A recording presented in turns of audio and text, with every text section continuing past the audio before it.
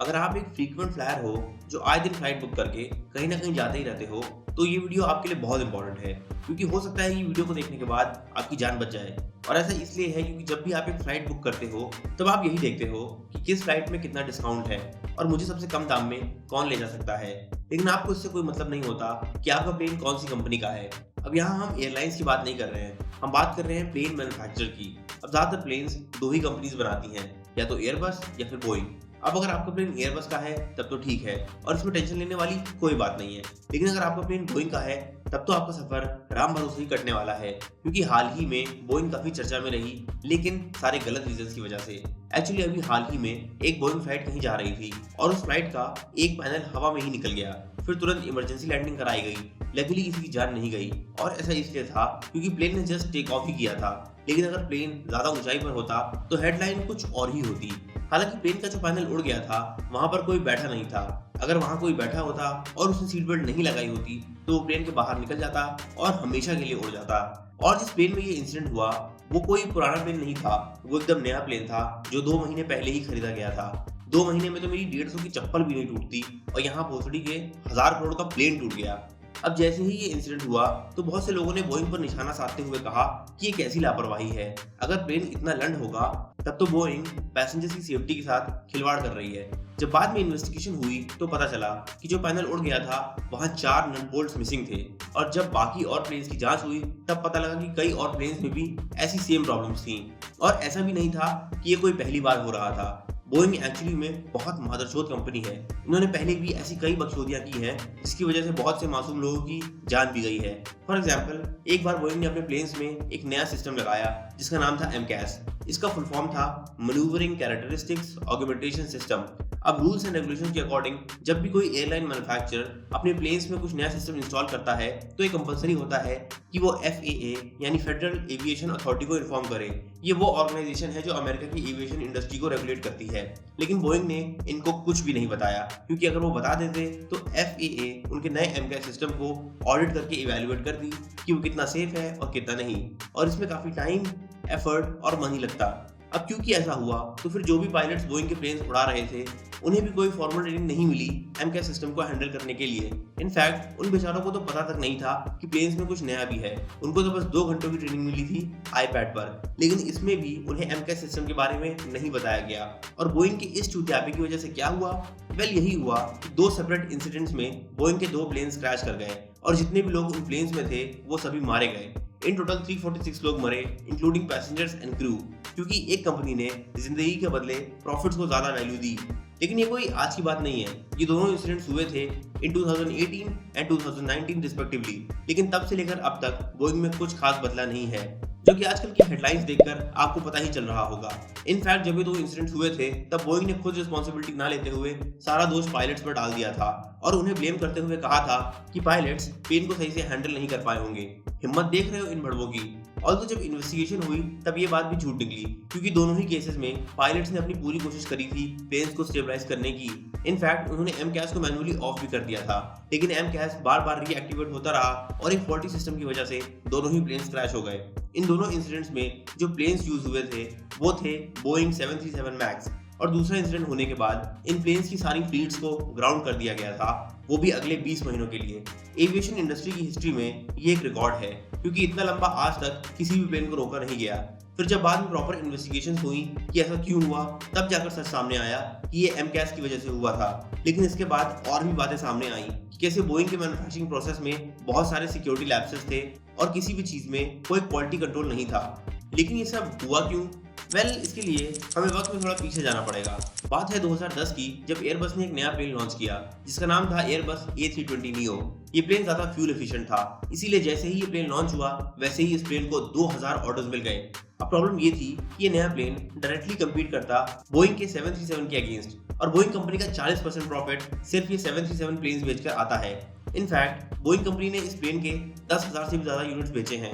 इसीलिए जब Airbus A320 neo launch हुआ तब बोइंग की गांड फट गई, क्योंकि उनके पास एयरबस की इस मूव का कोई आंसर ही नहीं था और बोइंग को लगा कि उनका सारा मार्केट शेयर तो एयरबस खा जाएगी। एंड क्वाइट फ्रैंकली ऐसा हो भी रहा था, क्योंकि कई अमेरिकन एयरलाइंस बोइंग के प्लेन्स ना खरीदकर एयरबस से प्लेन्स ले रही थी। तो एयरबस के नए प्लेन के अगेंस्ट बोइंग को अपना एक नया प्लेन लॉन्च करना ही था।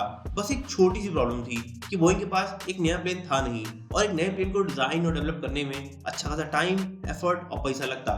लेकिन बोइंग बिल्कुल भी रिसोर्सेज इन्वेस्ट नहीं करना चाहती थी एक नया प्लेन बनाने में। इसीलिए उन्होंने बोइंग 737 को ही अपग्रेड कर दिया और उसको लॉन्च किया एज बोइंग 737 मैक्स। अब प्रॉब्लम ये थी कि 737 बहुत पुराना प्लेन था जो 1967 में इंट्रोड्यूस हुआ था, तो इसकी परफॉर्मेंस एयरबस जितनी अच्छी नहीं थी। तो परफॉर्मेंस को इंप्रूव करने के लिए बोइंग ने इस प्लेन में नए इंजन लगाए, लेकिन ये नए इंजन पहले के मुकाबले काफी बड़े थे, तो उन इंजन को थोड़ा आगे और ऊपर माउंट करना पड़ा, जिसकी वजह से टेक ऑफ करते टाइम प्लेन की नोज कुछ ज्यादा ही ऊपर हो जाती। और प्लेन को स्टेबलाइज करने के लिए ही बोइंग ने एमकैस सिस्टम को डेवलप किया जो मिड एयर में एक्टिवेट होता और प्लेन की नोज को ऑटोमेटिकली नीचे ले आता। लेकिन प्रॉब्लम ये थी कि पूरे प्लेन में सिर्फ एक ही सेंसर था जो एमकैस को डेटा देता, और वो सेंसर भी कुछ खास नहीं था क्योंकि कई बार वो एमकैस को गलत डेटा देता, जिसकी वजह से एमकैस एक्टिवेट हो जाता और प्लेन को नीचे झुका देता।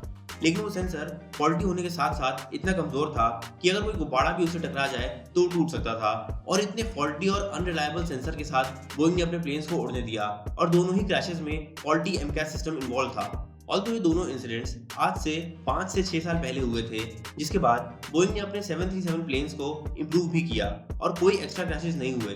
लेकिन फिर 2024 में बोइंग के कई प्लेन्स ने अपनी औकात दिखा दी। फॉर एग्जाम्पल 2024 में एक बोइंग प्लेन के इंजन में आग लग गई जब वो हवा में था। उसके बाद एक दूसरे बोइंग प्लेन का एक पहिया टूटकर गिर गया टेक ऑफ के टाइम और एक पार्किंग लॉट में जा गिरा, जिसकी वजह से कुछ कार्स टूट गई। उसके बाद एक तीसरा बोइंग प्लेन रनवे पर फिसल गया क्योंकि उसके लैंडिंग गियर में कुछ प्रॉब्लम थी। फिर एक चौथे बोइंग प्लेन में टर्बुलेंस हुआ जब वो मिड एयर में था, लेकिन ये कोई मामूली टर्बुलेंस नहीं था। प्लेन ने इतने सडनली एल्टीट्यूड ड्रॉप किया कि लोग सीधे प्लेन की सीलिंग से जा टकराए, जिसकी वजह से प्लेन के कुछ पैनल्स टूट गए और 15 लोग इंजर्ड हो गए। फिर एक 5वें बोइंग प्लेन को लैंडिंग करनी पड़ी क्योंकि उसके लैंडिंग गियर से हाइड्रोलिक लिक्विड लीक हो रहा था। और आप बिलीव नहीं करोगे, लेकिन इस वीडियो को एडिट करते टाइम एक और एक्सीडेंट हो गया जब एक बोइंग प्लेन को बिना लैंडिंग गियर के लैंड करना पड़ा। मतलब बोइंग ने हद पार कर रखी है। अब इतने सारे कांड हुए हैं, वो भी सिर्फ कुछ ही महीनों में, और हर बार कहानी सेम रहती है कि प्लेन हमेशा बोइंग का ही होता है। अब यहाँ पर सवाल उठता है कि ऐसा हो क्यों रहा है। यहाँ तो कोई एमकैस सिस्टम इन्वॉल्व नहीं था। वेल, सिस्टम भले ही इन्वॉल्व ना हो, लेकिन ग्रीड तो इन्वॉल्व थी। एक्चुअली बात यह है कि बोइंग के सीनियर एग्जीक्यूटिव्स बहुत हरामी हैं और उनका सिर्फ एक ही मकसद रहता है, प्रॉफिट ओवर एवरीथिंग एल्स। और अगर प्रॉफिट कमाने में प्रॉब्लम हो रही है क्योंकि सेफ्टी एंड सिक्योरिटी पर ज्यादा पैसा खर्चा हो रहा है, तो सेफ्टी एंड सिक्योरिटी गई गधे की गांड में।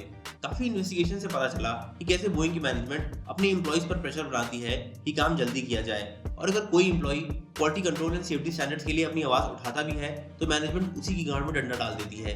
इसीलिए बहुत से बोइंग एम्प्लॉइज मुंह बंद करके चुपचाप अपना काम करते हैं और कोई कुछ नहीं बोलता। लेकिन इसका ये मतलब नहीं है कि बोइंग के प्लेन्स सेफ हैं, क्योंकि एक हिडन कैमरा से रिकॉर्ड की गई सीक्रेट फुटेज से पता चला कि खुद बोइंग के बहुत से एम्प्लॉइज अपने ही बनाए हुए प्लेन्स में नहीं बैठना चाहते। जब 15 लोगों से पूछा गया कि क्या वो इन प्लेन्स में बैठना पसंद करेंगे, तो 15 में से 10 एम्प्लॉइज ने मना कर दिया, और उनमें से सबका यही कहना था कि इन प्लेन्स की क्वालिटी एकदम बेकार है। अब जरा खुद ही सोच कर देखो कि अगर 66% एम्प्लॉइज अपने ही प्रोडक्ट को बेकार बता रहे हैं तो फिर उनका प्रोडक्ट कितना बेकार होगा। इनफैक्ट बोइंग का मैनेजमेंट इतना हरामी है कि वो एम्प्लॉइज से छोड़ो पायलट्स की भी बात नहीं सुनता। जब एक पायलट ने फ्लाइट सिमुलेटर में बोइंग के एमकैस सिस्टम को एक्सपीरियंस किया था, तब वो उसको सही से हैंडल नहीं कर पाया था और उसने अपने रिव्यू में बोइंग को ये बात बताई भी थी, लेकिन बोइंग ने उसकी भी बात को इग्नोर कर दिया। और बोइंग के मैनेजमेंट का हरामीपन यहाँ नहीं रुकता।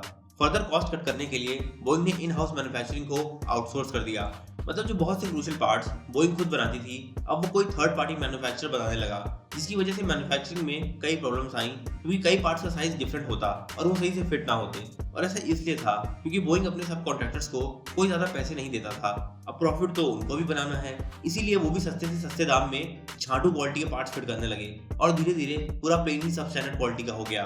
अब ऐसा नहीं था कि बोइंग के पास पैसे नहीं थे या फिर वो प्रॉफिटेबल नहीं थे, क्योंकि 1998 से लेकर 2018 तक बोइंग ने $61 बिलियन के स्टॉक बायबैक्स किए हैं, जो कि इनके प्रॉफिट्स का ऑलमोस्ट 82% है। और अगर हम लास्ट के 10 सालों की बात करें तो फिर बोइंग ने $22 बिलियन के डिविडेंड्स भी बांटे हैं। और अगर हम सीईओ कॉम्पेंसेशन की बात करें तो फिर बोइंग के लास्ट सीईओ को जाते जाते $62 मिलियन का गोल्डन पैराशूट मिला था।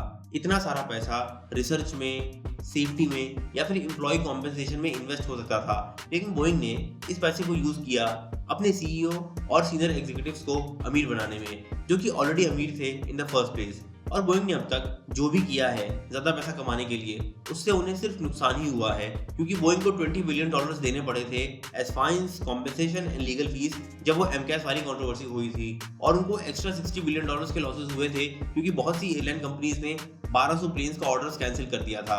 और ये बात बोइंग के शेयर प्राइस में एकदम साफ दिखती है, क्योंकि लास्ट के 5 सालों में बोइंग का शेयर प्राइस आधा हो गया है। लेकिन बोइंग की मुसीबतें यहाँ पर खत्म नहीं होती, क्योंकि जब इतने सारे इंसिडेंट्स हुए तो फिर 2 विसल ब्लोवर सामने आए बोइंग को एक्सपोज करने के लिए, लेकिन एक एक करके दोनों विसल ब्लोवर्स की डेथ हो गई। अभी कोई कोइंसिडेंस नहीं है कि उन 2 लोगों की एकदम से डेथ हो जाती है जो बोइंग के अगेंस्ट टेस्टिफाई करने ही वाले थे। और अगर ये प्रूव होता है कि उनकी डेथ में बोइंग की इन्वॉल्वमेंट थी, तब तो बोइंग के लिए बहुत प्रॉब्लम होगी।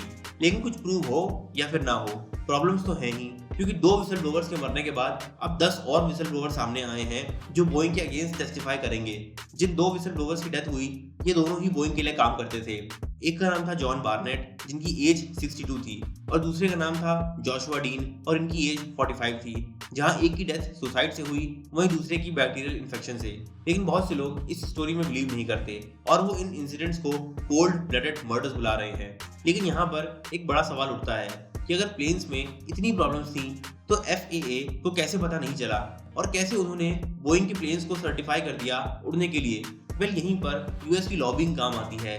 ऐसा है कि बहुत से लोग जिनकी जॉब थी आम लोगों के इंटरेस्ट को रिप्रेजेंट करना, उनको बोइंग से अच्छे पैसे मिलते थे, तो फिर ऐसे में अपना काम बनता और भाड़ में जा जनता। इनफैक्ट FAA के खुद के एस्टिमेट्स के अकॉर्डिंग 40 MCAS सिस्टम की वजह से 15 और प्लेन क्रैशेस हो सकते थे अगले 25 से 30 सालों में। लेकिन फिर भी उन्होंने कोई टाइमली एक्शन नहीं लिया और प्लेन्स को उड़ने दिया, जिसकी वजह से 346 लोग मारे गए। कहाँ एक टाइम था जब बोइंग की ऐसी रेपुटेशन थी कि लोग कहते थे कि if it's not Boeing then I am not going, और कहाँ एक आज का टाइम है जहां पर लोग कहते हैं that if it's Boeing then I am not going. पहले लोग बोइंग के प्लेन्स को the queen of the skies भी कहते थे, लेकिन आज लोग टिकट बुक करते टाइम ये चेक करते हैं कि कहीं प्लेन बोइंग का तो नहीं है। आपने कभी सोचा भी नहीं होगा कि कैसे आपके प्लेन का मैन्युफैक्चरर ये डिसाइड कर सकता है कि आप जियोगे या मरोगे, लेकिन अब आपको पता है, तो अगली बार टिकट्स बुक करते टाइम चेक कर लेना। और अगर जान प्यारी है तो फिर बोइंग से दूर ही रहना, फिर भले ही आपको डिस्काउंट ही क्यों ना मिल रहा हो। बोइंग की स्टोरी हमें ये बताती है कि जरूरत से ज्यादा किसी भी चीज की लालच अच्छी बात नहीं, और अगर आपको बिजनेस में पैसे कमाने ही हैं तो सही तरीके से कमाओ, क्योंकि अगर गलत तरीका लिया तो पैसे तो मिलेंगे नहीं, लेकिन एक अच्छी भली कंपनी की माँ बहन जरूर हो जाएगी। और ऐसा हम इसलिए कह रहे हैं क्योंकि बोइंग 1916 में शुरू हुई थी और इसे बिजनेस में 100 साल से भी ज्यादा हो चुके हैं। और अगर इतनी पुरानी कंपनी बर्बाद हो सकती है तो फिर नई कंपनी जिन्हें अभी सिर्फ कुछ ही साल हुए हैं, उनका क्या ही हाल होगा, ये आप खुद ही इमेजिन कर सकते हो।